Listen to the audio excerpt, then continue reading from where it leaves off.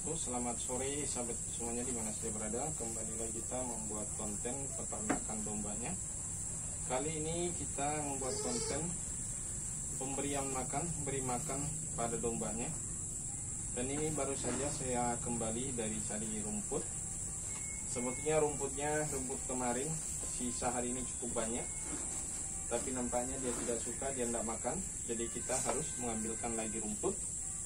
Tadi ini rumput yang di dalam parit sahabat ya, yang biasanya tumbuh banyak di tempat berair. Dan rumputnya ini agak tajam. Dan ini kita barusan mengambil sebagai tambahan aja hari ini. Sebetulnya saya mau merumput tadi mau membabat, tapi rumput hasil babatan kemarin aja tidak dimakan, ini tidak banyak dimakan. Jadi terpaksa saya ambilkan ini sebagai tambahan. Karena dombanya tidak banyak lagi dan juga sudah setengah kenyang sebetulnya. Rumput juga tidak dimakan nih sebetulnya, mungkin karena merasa kenyang. Jadi banyak di sisa, dan saya tambahkan ini rumput ini pasti dimakan. Kalau rumput yang ini tidak ada alasan dia sudah kenyang. Kalau rumput ini tetap dia akan makan sampai habis. Walaupun nanti keras-kerasnya itu ada di sisa, tapi lama-lama juga akan habis. Biar sudah kering nantinya, kalau umpamanya sampai bermalam, 2 malam, 3 malam, dan dia kering, tetap akan habis. Yang penting jangan ditambahkan rumput yang baru. Nah, biasanya begitu. Tapi justru ada keuntungan kalau makanannya itu ada kering, ada basah, dia bisa mengatur untuk makanan apa yang dimakan untuk bisa mengatur pencernaannya. Karena sesungguhnya domba ini atau kambing, risiko paling besarnya adalah sakit perut. Jadi seringkali sakit perut, dikasih rumput basah bisa juga, rumput muda bisa sakit perut. Jadi ternak ini sangat sensitif sekali untuk sakit perut. Nah mungkin kalau kita banyak rumput kering ini, termasuk di tempat makanan ini banyak rumput kering ini, cuma memang banyak ditarik-tarik ke situ, ke sebelah yang paling banyak. Dan kemudian di sebelah nggak jatuh lagi kan terlalu rapat lantainya, makanya saya kumpulkan di sebelah. Di sini agak jarang, kalau anak kecil itu dia bisa ini jeblok kakinya kalau ditaruh di sebelah sini. Jadi saya biarkan di sana ada 6 ekor di sebelah sana, dan di sini 1 karena sisa 7 ekor. Dan 1 ekor ini termasuk agak liar, kalau kita masuk dia bisa lari, dan kecil itu bisa diinjak dia karena dia agak liar sedikit lah. Kalau yang lainnya enggak apa-apa, kita masuk ke dalam, membawa di dalamnya dia enggak jadi masalah. Kalau ini enggak bisa didekatin, enggak bisa. Jadi kalau ditaruh sebelah sini berbahaya untuk anak kecil. Oke sahabat, barangkali ini saja informasi dari saya hari ini. Dan barangkali saya terakhir kegiatan untuk ngurus di sore hari ini, kecuali saya lanjut nanti malam. Dan sebentar lagi saya akan menyalakan obat nyamuk dari obat nyamuk bakar. Dan kemudian saya bakarkan juga biasanya kulit piring telur untuk pengasapan, untuk menghalau nyamuk supaya tidak tergigit nyamuk. Jadi ini sebentar lagi saya akan bakar obat nyamuk, dan setelah itu kita kembali ke rumah. Dan nanti pertengahan malam biasanya, atau kira-kira jam 2 atau jam 3 saya turun, karena saya perkirakan obat nyamuk yang saya kasih biasanya sudah mati jam-jam sekian. Ya, jadi kalau saya mau masih ada terbakar, kemudian nyalakan lagi yang baru, bersambung, dan itu pun juga sama-sama sampai pagi sudah, biasanya kita jam 12. Artinya pertengahan itu sudah obat nyamuk itu yang 1 belum habis, kemudian kita bakar lagi, itu bisa sampai pagi.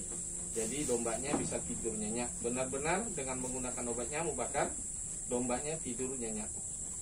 Kalau kita bakar di bawah, asapnya banyak, tapi sebentar aja hilang dan datang lagi nyamuknya banyak, dan sangat mengganggu sebetulnya. Jadi kemudian asapnya juga mengganggu dan bisa membuat domba itu model sakit mata kadang-kadang. Kambing saya pernah banyak pelihara dan saya membakar di bawah, bahkan saya sensokan kayu, saya banyak sekali, tapi ternyata membuat sakit mata. Barangkali itu analisa saya tentang penyakit yang terjadi karena asap itu banyak sehingga mengakibatkan perih matanya dan akhirnya sakit mata. Jadi sekarang ini saya tidak pernah menemukan lagi sakit mata Cuma yang sering masih terjadi sakit perut. Kadang-kadang bisa kalau sudah mulai musimnya, karena bisa berturut-turut ikut-ikutan modelnya gitu. Ini jadi cukup dalam tahun ini cukup banyak yang meninggal mati karena sakit perut. Oke sahabat, sekedar ini saja informasi dari saya. Semoga video saya tidak membosankan, karena mayoritas kegiatan yang saya buat, konten yang saya buat adalah hanya kegiatan sehari-hari saja, baik di kegiatan saya di pasar maupun kegiatan saya di peternakan.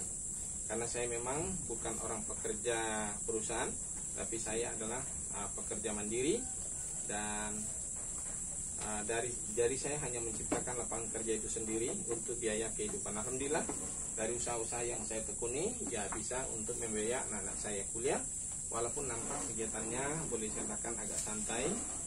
Kemudian saya juga masih bisa berinvestasi di tanah. Jadi selalu saya kombinasikan dari kegiatan saya cari duit dengan uang cash, dan kemudian saya berinvestasi dengan maksud untuk penghasilan jangka panjangnya. Karena sesungguhnya investasi itu kadang-kadang penghasilan kita ada di situ tapi tidak kelihatan secara nyata, tapi akumulasi dalam waktu yang jangka panjang, sehingga sesungguhnya kita punya penghasilan dalam setiap bulan. Kalau kita bagi dari pendapatan kita dalam sekian tahun itu, dan kemudian kita bagi per bulannya, ternyata kita punya penghasilan tidak kurang dari bisa 2-3 juta, bahkan bisa lebih. Ternyata itu hasil investasi. Jadi yang saya lakukan sering investasinya adalah investasi tanah. Barangkali satu informasi buat Anda semuanya, untuk sahabatku. Mudah-mudahan ada inspirasi buat Anda dari kegiatan saya, dari cara saya untuk mencari cuan atau mencari rupiah. Setiap orang berbeda caranya, dan setiap orang berbeda pekerjaannya. Dan satu pekerjaan buat saya adalah pekerjaan yang sudah saya tekuni dengan puluhan tahun, dan saya tidak pernah mendapatkan perintah dari orang, kecuali hanya beberapa tahun saja. Jadi lebih banyak saya menekuni dari usaha saya sendiri. Saya kelola dengan sendiri, dengan manajemen sendiri, dengan akal saya sendiri, tanpa diintervensi oleh siapapun. Walaupun memang risiko untuk usaha sendiri itu memang penuh risiko juga, yaitu jatuh bangun pastinya. Tapi itu bisa menjadi pengalaman buat kita untuk bisa lebih maju. Karena kesuksesan itu butuh proses, dan kegagalan itu bukanlah sesuatu kegagalan yang sempurna, tetapi adalah proses pembelajaran dan proses untuk mencapai yang lebih baik. Oke sahabatku semuanya, saya akhiri dengan Assalamualaikum warahmatullahi wabarakatuh.